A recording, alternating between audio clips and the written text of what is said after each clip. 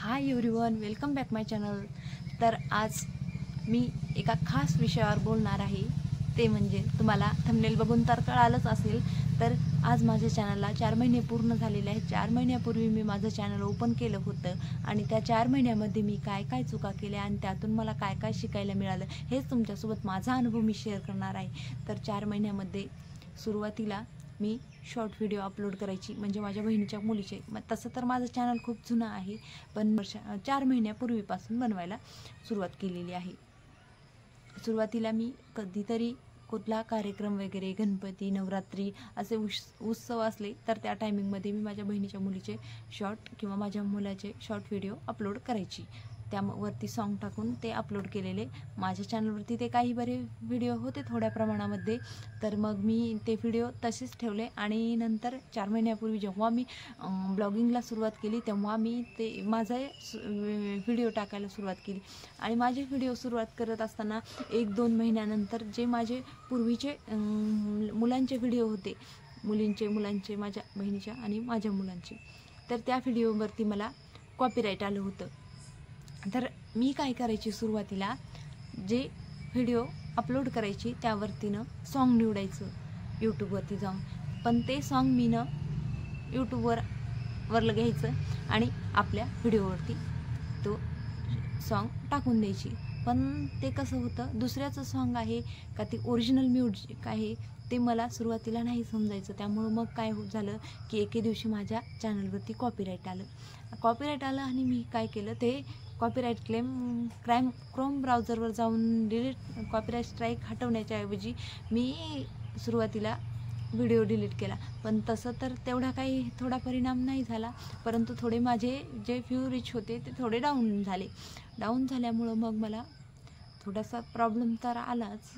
पण मग सुरुवातीला थोडे करून मग मी शॉर्ट टाकायला लागले आणि त्यानंतर लगेचच जेवढे मी व्हिडिओ अपलोड करायची ते सुरुवातीला मी फक्त यूट्यूबवरनंच एडिट करायची आणि यूट्यूबवरनंच साऊंड पण द्यायची। आणि त्यानंतर अपलोड पण यूट्यूबमधून आणि त्याची पूर्ण सेटिंग पण यूट्यूबमधनं, एडिट पण यूट्यूबमधनंच करायची।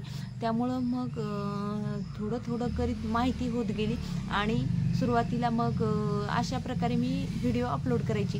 परंतु आता कसं आहे, आता व्हिडिओ अपलोड करत असताना मी आणि ॲपमध्ये एडिट केल्याच्या नंतर आपण व्हॉइस ओव्हर पण मी त्यामध्येच व्हिडिओ एडिट करत असते आणि त्याला व्हॉइस ओव्हर पण करते आणि त्यानंतर लगेचच यूट्यूबवर अपलोड करते। पण पूर्वी कसं करायची, व्हिडिओ अपलोड करायचा यूट्यूबवरनं, व्हॉइस ओव्हर पण यूट्यूबवरनं, एडिट पण यूट्यूबवरनं, आणि फक्त शॉर्टचं तसं होतं कारण की शॉर्टमध्ये थोडंफार एडिटिंग करता येतं, लॉंग व्हिडिओला यूट्यूबवरनं काहीच करता येत नाही। असं तरी यूट्यूबवरनं एडिट करतच नसतात, परंतु सुरुवातीपासनं कसं माहिती नसल्यावर थोड्याफार चुका तर होतात, त्या माझ्या बाबतीत तर झाल्याच। आणि मी एडिट वगैरे करायचं म्हटलं तरी पूर्ण व्हिडिओ अपलोड करायचा ना टायमिंग ना काही, जसा ज्या टाईमला करायचा त्या टाईमला पब्लिक करून द्यायचा।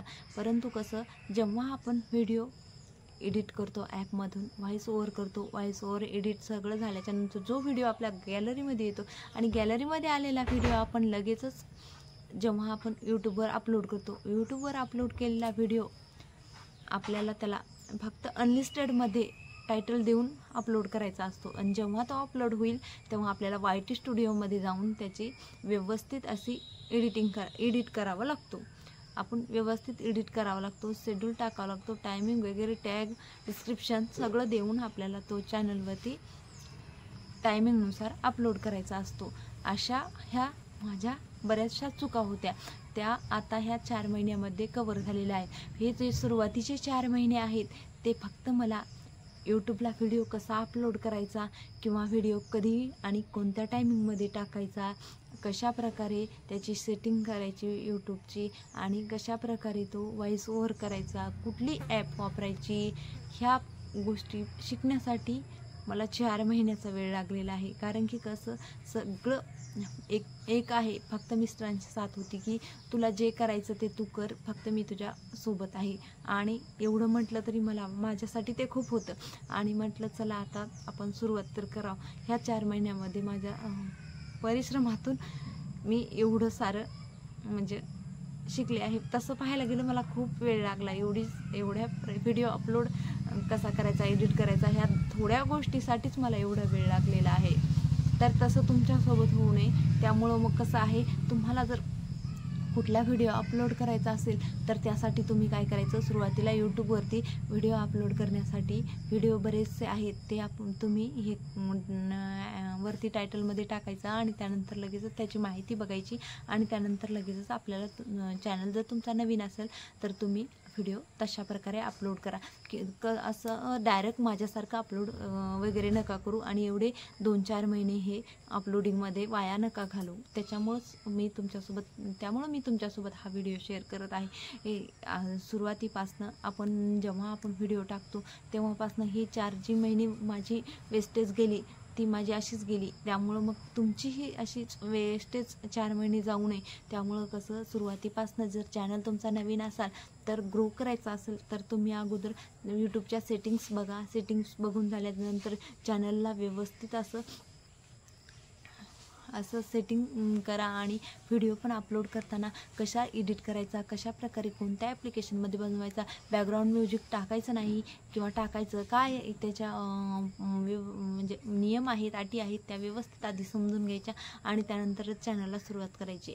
आणि बॅकग्राऊंड म्युझिक असेल तर कदाचित आपल्याला यूट्यूबची जर नवीन पॉलिसी आली तर आपल्याला बॅकग्राऊंड म्युझिक वापरल्यामुळे पण कॉपीराईट येऊ शकतं. कॉपीराईट क्लेम जर आला तर तुम्हाला तर माहीत आहे, कॉपीराईट क्लेम हा जर 3-4 वेळेस आला तर आपले चॅनल डिलीट पण होऊ शकते. त्यासाठी मग आपल्याला काय करायचं आहे, अगोदर सुरुवातीला सगळी माहिती घ्यायची आहे आणि माहिती घेऊन नंतरच चॅनलला आपल्याला सुरुवात करायची आहे आणि अशा प्रकारे तुम्ही आपले चॅनल ग्रो करू शकता.